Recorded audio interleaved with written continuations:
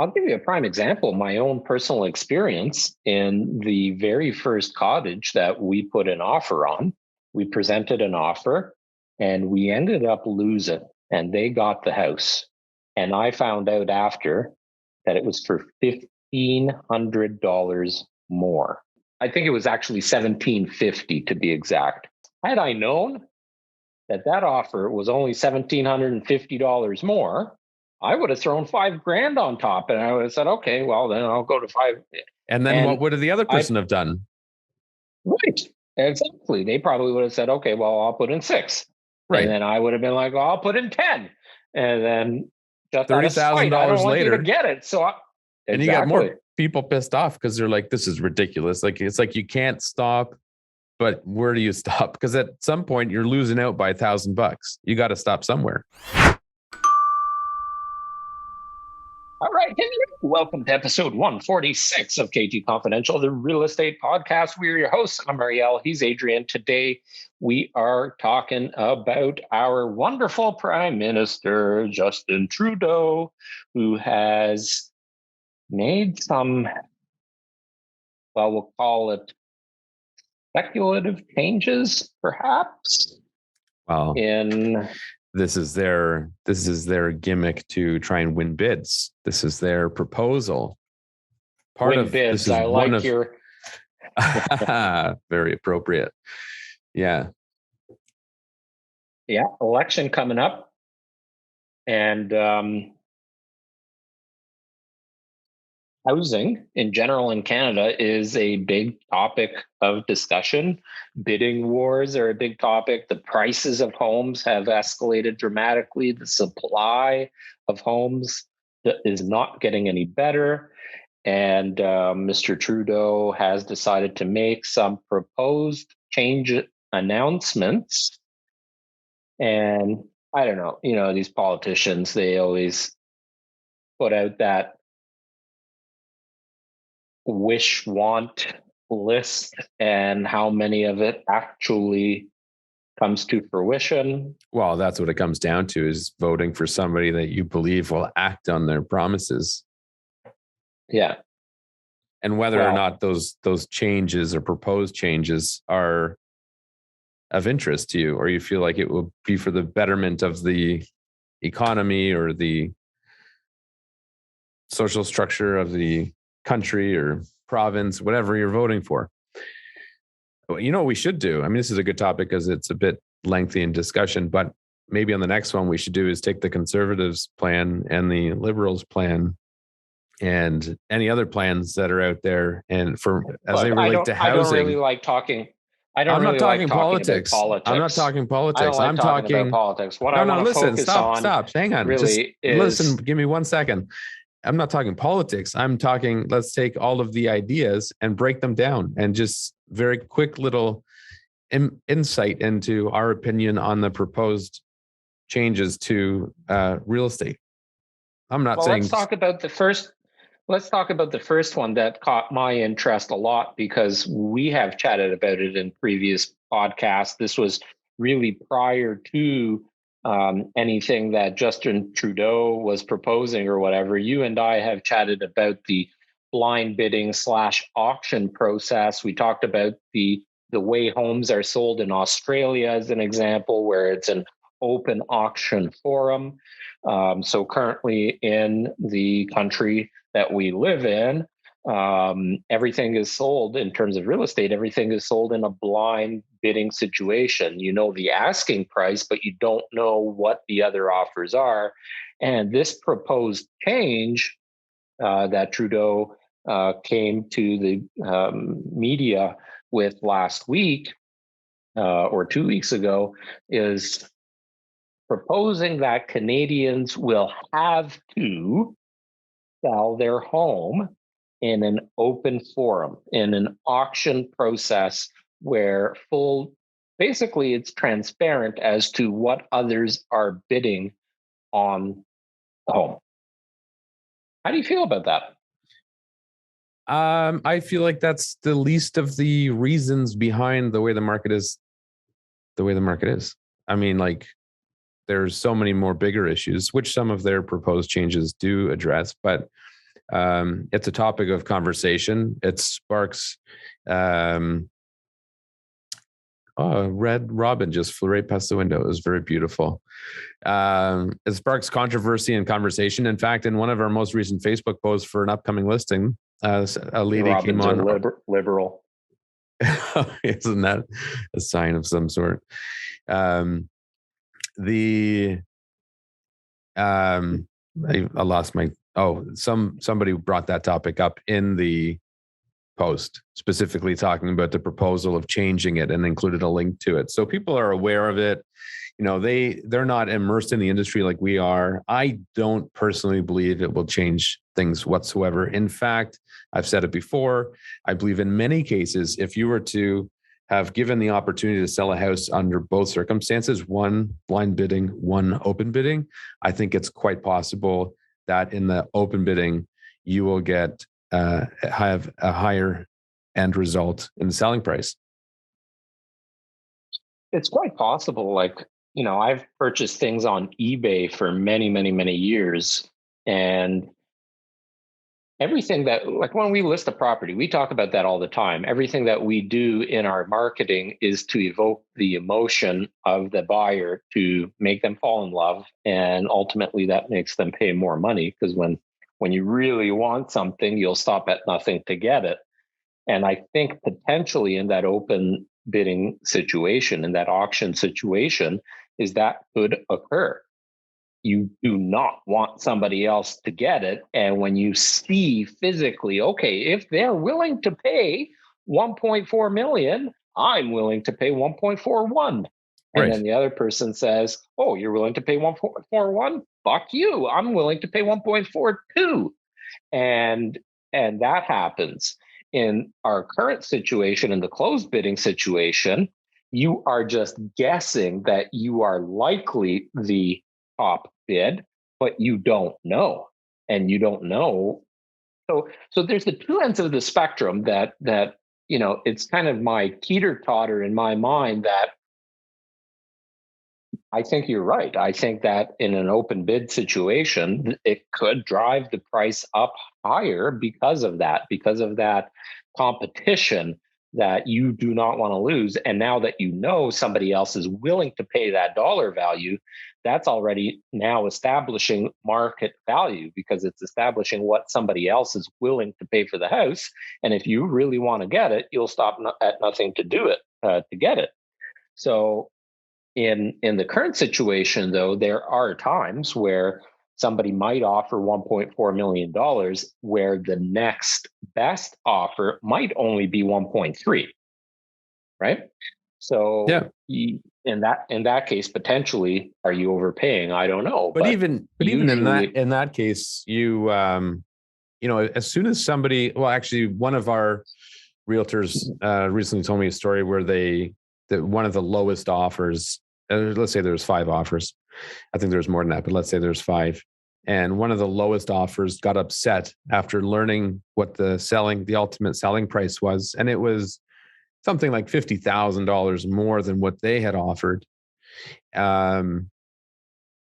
So even in the case where there seems to be a substantial difference in price between the highest offer and the second highest offer, if the second highest offer knew what the other offer was, it's very likely in many cases they would say, well, I'll bump it up a little bit. I really like the house. And if I keep shopping around like this for 6 months, I'm just not going to be able to afford anything. So if people know the number, I mean, it becomes a little bit more frustrating, because and people are going to start complaining about that. Oh, he's got up another 5. I'll go up 5. He goes up 5. I'll go up 5. And then it never ends. And then they start complaining. I hate this open bidding format, right? Like, you can't please everybody, and both are going to have pros and cons. I love the idea. And we have seen there are companies now, auctioneers, that are gearing their business more towards auctioning real estate. We haven't seen it in the GTA as yet. Very, very, like a handful of homes maybe, but in Ottawa, there is a company that's specializing in that, and they're actually doing quite well. So there is some existence to it in the country, and certainly in the province already. But I'll give you a prime example. My own personal experience in the very first cottage that we put an offer on, we acted on it really quickly into the listing, like within a few days of it being on the market. And we presented an offer. We ultimately ended up in a multiple offer situation. Somebody else then presented an offer once they learned our offer was registered. And we ended up losing, and they got the house. And I found out after that it was for $1,500 more. And in negotiations, the listing realtor told me, he said, listen, it's close, and they can't decide which one they want to choose. And we raised our offer, but we were $1,500 shy. And he told me after, I'm really, really sorry. I wanted you guys to get it, but it came down to money, and we're talking, I think it was a $250,000 cottage, something like that. It was like 6 years ago, and $1,500. But I think it was actually $1,750 to be exact. $1,750. Had I known that offer was only $1,750 more, I would have thrown $5,000 on top, and I would have said, okay, well then I'll go to $5,000. And then what would the other person have done? Right. Exactly. They probably would have said, okay, well, I'll put in $6,000. Right. And then I would have been like, well, I'll put in $10,000. And then just $30,000 later, to get it. So and you got more people pissed off because they're like, this is ridiculous. Like, it's like you can't stop, but where do you stop? Because at some point you're losing out by $1,000. You got to stop somewhere. So I think it's silly. Now the question becomes, because the chat has been, and the announcement has been, that potentially it will basically be mandated that no closed bidding will be allowed on the sale of resale real estate. Well, from my understanding, not only will not be allowed, but it will be charged. You'll be charged criminally. As a criminal offense. You're telling me now, as a homeowner in Canada, that if I wanted to sell my home the way we currently sell homes, that I would be criminally charged if I didn't sell it in an open bidding process? Right. It seems ridiculous. I don't know, man. You can tell people that they can't go to work unless they're double vaxxed, but now you're going to tell them to, and that brings up a whole other topic that we won't discuss here, but now you're going to tell me I got to sell my property in an open bid process? Yeah. Oh. Well, at the end of the day, I don't think it will, I'm confident it will have zero impact on what they're trying to achieve. It will not change anything whatsoever. In fact, based on these circumstances, I would not be surprised if it resulted in many houses selling for more than they would have otherwise. So, if that's what we need to do, that's what we'll do. And we will still be very successful at it. And we will sell houses that way. But it's, they will learn that it had zero contribution to achieving what they want. Now, look, I like the idea of that open bid, of that auction process. I've said it before. I do like that way, but I think the homeowner deserves the right to the option. I think you have to be forward thinking. And in today's day and age, there are people, that's why eBay is so popular. There are people that prefer that method of selling. But like eBay, you have options. You can list it as a buy it now option. You can list it as a best offer option, or an auction process. You can, so let's talk about that. Let's use that, because help me, I don't do much eBay shopping. So let's take a house and paint the picture of how that would work. Let's say with a house that would maybe average a market value of $1 million. So what would the buy now option be? Well, how would you structure that? What would the buy now option be, and how would people bid on it?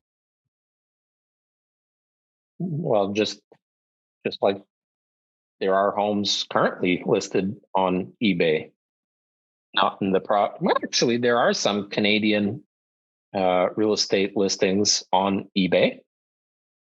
So you have $1 million home. Let's say the realtor and the seller had their best guess, because it's all guesses, estimate that the home's market value is $1 million. Maybe you put it on a buy it now option of $1,090,000. You can buy it now for $1,090,000. We'll take that. Right. Full transparency. We'll take $1,090,000. We know it's worth $1 million. You might know it's worth $1 million, but to avoid let's say if you have somebody offer you that $1,090,000, can you change your mind, or is it sold? No, it's sold.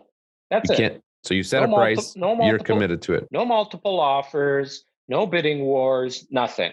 Set the buy it now price. So in most cases, people are setting that number at a point that they would consider to be they are coming out on the winning end of the deal. From a seller's perspective. Yeah. When you're selling an item on eBay, so as an example, sports cards are really hot commodity right now. Anything vintage, like anything from the 70s and 80s, video games are hugely hot. So let's say you bring me a first edition Super Mario Brothers from Nintendo. I saw a video on Pawn Stars with someone that did that, and it was worth an unbelievable amount of money. Well, one of them just sold for into seven figures, over $1 million. Yeah. Anyways, let's say you bring me one of those, and I know that the market is hugely desirable for it, and there's not many of them out there. And I know that the most recent comparable sold for $1 million. I might list it at $1,150,000 initially as a buy it now option. You want this, you pay 1.15. Right. Try it out for a couple of weeks, maybe 2-3 weeks. You kind of set a mental timeline. And if you don't get 1.15, maybe now you change the process to accept best offers. So you change your listing. So it's 1.15 or best offer. Now, how would you structure? Or you simply now lower the price, right? So you relist it. So you take down the 1.15 after 3 weeks of trying, and now you list it at, you say, oh, okay, well, I shouldn't be greedy. I bought this, 20 years ago for 500,000. Now I'm going to list it for, I want that $1 million. So maybe I'll list it at $1,025,000 because there's no other one on the market. Now you try that out, and maybe it sells, maybe it doesn't. But in the process, are people still able to bid at a lower price? And that's just the new buy now price? I don't follow. Well, because that's basically the same as it is now. You list it at a price and people send you an offer. But how would you structure it if you were doing the open bids? Would you have the open bids scheduled at a certain time and day, or would you have people give people permission to? There's a window. Okay. Right. So bidding starts on Wednesday at 9 a.m. Auction closes Thursday at 9 p.m. It's a pretty extended period of time. You wouldn't give a very short window. You would allow for bids to come in, and you would allow for people to bid against each other, and you would have some kind of a format where people could see, okay, here is what's being bid on it, and notifications, right? You just got outbid on 123 Main Street.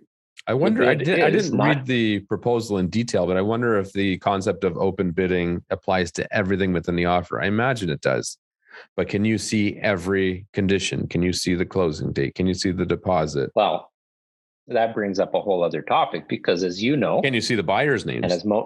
And as most of our audience knows, I wouldn't think so. I think that would be falling under the Privacy Act. But Most of our followers will know you and I have talked about these kind of things in the past.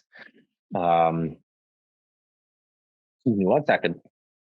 Going on a coughing fit here. Take your time. You must have muted it because I can't hear anything. But bear with us while Ariel collects himself. And you took our KT glasses up to the cottage, I see. Oh, sorry about that. It's quite all right. Oh, I got a set of myself for myself that I did. Oh, was that from? That was from the. I forgot. That was the beer, the Orange Snail beer event we did. That was fun. We had a brewery event for our clients. I can't remember what our last client event was. It's been a long time. Anyways, we'll get off that topic because I think there is a lot of information that's going to come down the pipe. There's going to be a lot of media attention prior to the election in the next few weeks. So we'll see what information comes out of it. And maybe we'll chat about it further on TikTok. By the way, if you haven't followed us on TikTok yet, and you're on TikTok, go ahead and follow us. Yes, that would be a prerequisite. Because that would be a prerequisite. Yeah. Or go sign up. Yeah. Go sign up. Go sign up for TikTok. There seems to be a lot more controversial, openly spoken people on TikTok. I enjoy those conversations. So the other thing being bantered about and kind of discussed is potentially not allowing foreign investors over the next couple of years to purchase Canadian real estate. And I think that's a stupid move, personally. Why do I think it's a stupid move? The entire world understands that one of the best places to purchase real estate is in Canada. Certainly as an investment. Why do you not want money coming in to our country or the rest of the world? Right. And first of all, I think it's a small, every time I've ever checked, it's somewhere in and around the range of 5%. And that's in areas like... Depends where in the country. Well, 5% is like in Toronto, like a market that's likely more attractive. You look at those buyers. West BC, there's a huge demand from the Asian markets to invest in that area. Yeah. They're not buying homes in North Bay, I can tell you that. But cottages are owned, a lot of cottages, especially the higher priced cottages, are owned by Americans. Now, would this be for investment purposes, or what if they wanted to actually use it as a property? You're going to stop people from coming here? I don't know. Like potentially. I know a bunch of foreign buyers that have bought condos and other types of homes, but specifically condos for their kids to live in while the kids come here for school. Mm-hmm. Happens all the time. But if you look at Americans owning vacation properties in our country, that's a lot of tourist money too coming in. Yeah, potentially, right? And it's no different than Canadians owning property in Florida. So now if we stop allowing Americans, as an example, to purchase Canadian real estate, are the Americans now going to say, "Oh, well, you don't want us to buy your cottages in Muskoka? That's fine. We don't want you buying property in Florida." Well, there's tons of people buying Florida, Texas. There's a lot of states that people are buying in right now. And what's pulling one small piece of the market out for 2 years going to do? It's just a Band-Aid. Wow. It won't even affect it. And you might see a blip for a month. All of this is trying to remedy the shortage of supply in housing in this country. I think And it's none more of it, deeply rooted in just, like we said before, just trying to win bids to be reelected. That's all it really is. yeah, but They could know that it's going to yeah. have it's not going to impact the market whatsoever. They just know that's what people want to hear. But is it? I don't know.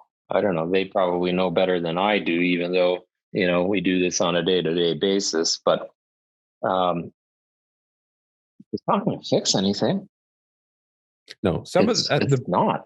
No, a lot. There are some things that they were proposing that would help. I mean, we don't have to get into all of it in detail in this podcast, but certainly, I would say that and the open bidding is the least effective.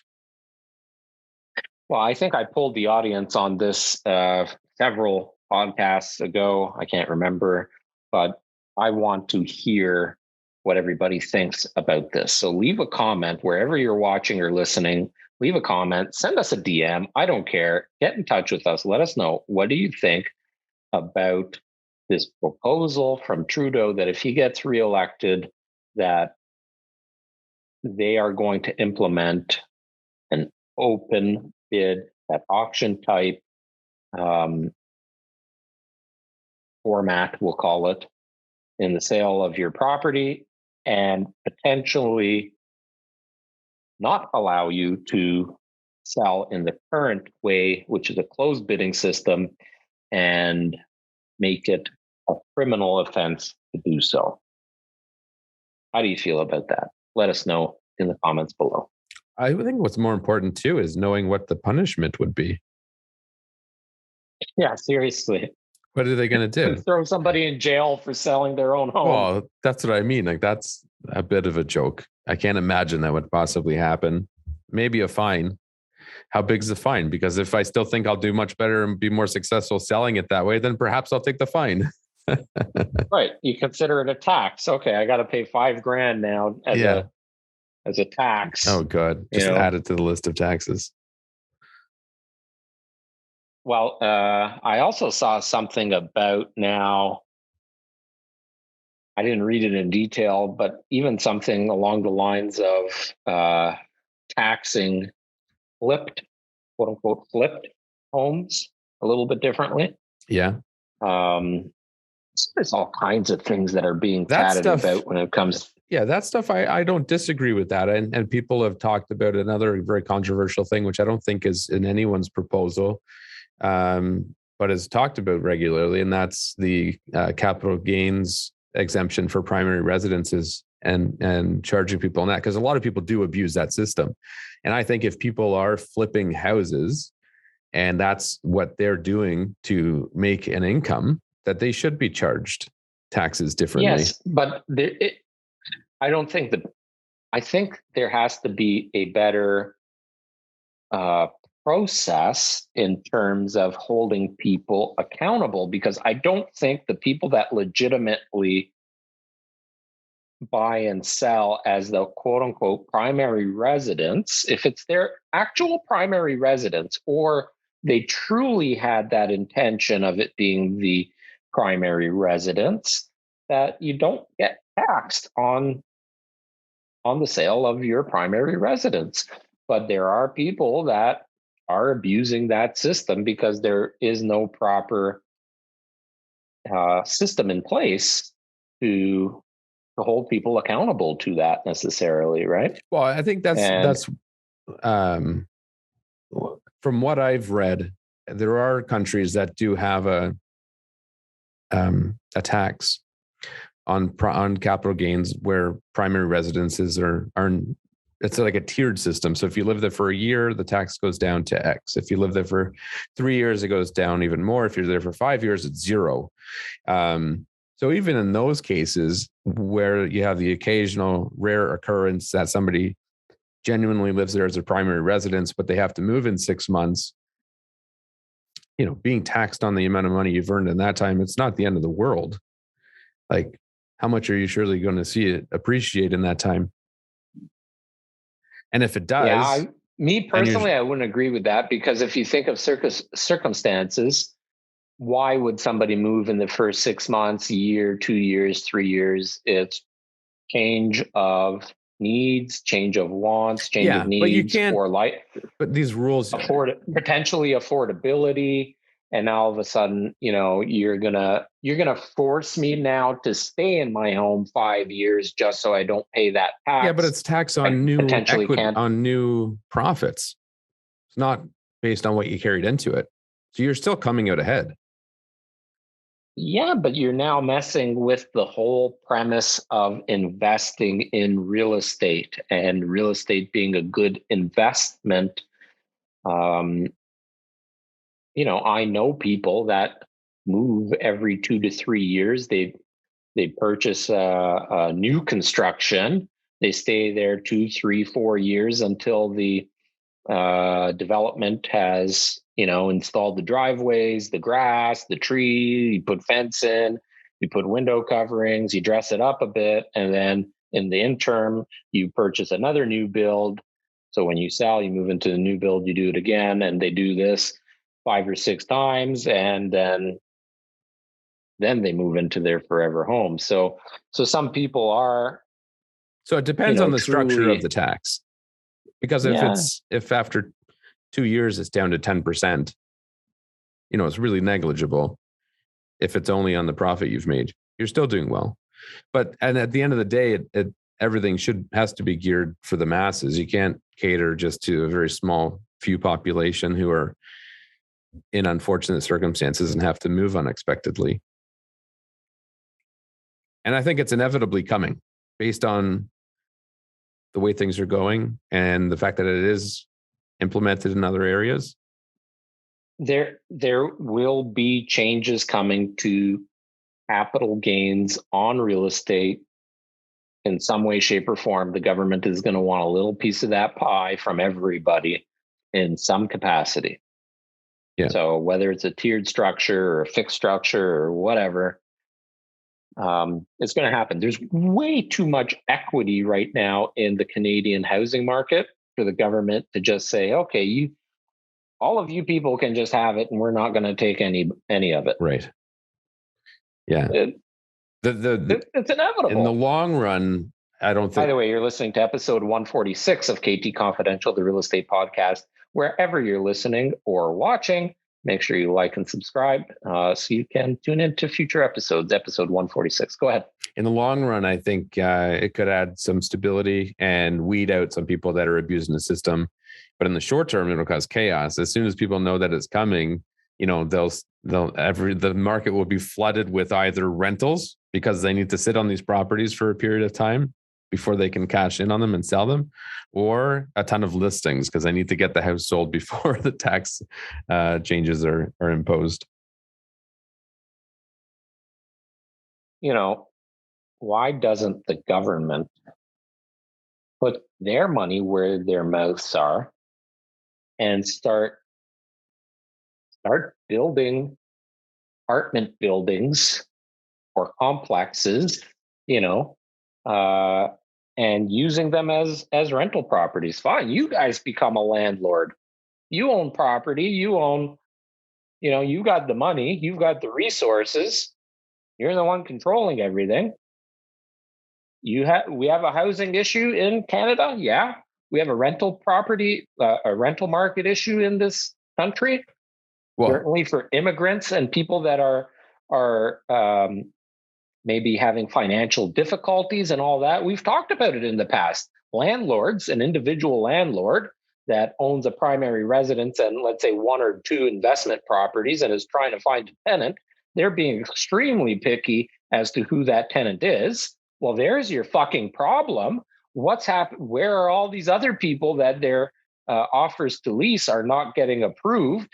Why don't you go and build some damn housing for these people, charge them rent, make some money on the real estate and on the rent? You control everything. There you go. You want to fix the problem? Build it yourself. Let's see how the rental rules change then. Oh, God. Yeah. I got this terrible tenant.